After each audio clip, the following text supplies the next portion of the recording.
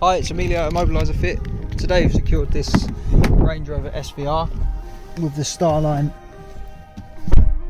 Stealth S5 system, which pairs a Starline i96 Pro immobiliser with an insurance approved S5 tracker.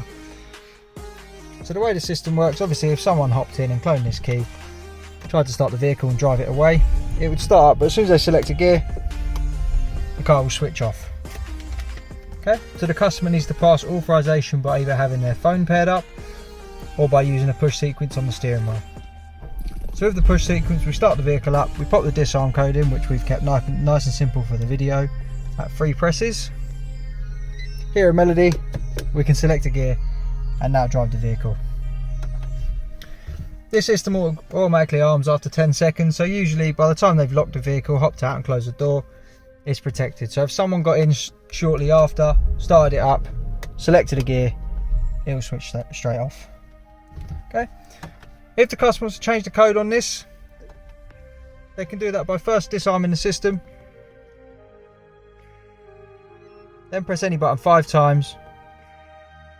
Cycle ignition off, back on, we'll get 5 bleeps, and it's ready to learn a new code. So we'll just change it to something simple again. But like I said, this is 3 presses, you can set it up to 21. So we put that code in, we'll wait for a confirmation and repeat that again. We should get the same confirmation if those 2 codes are correct and match.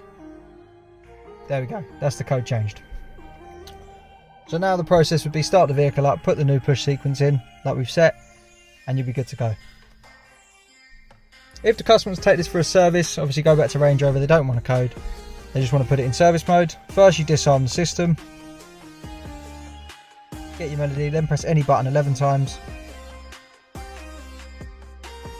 Cycle ignition off and on, we'll get 2 bleeps.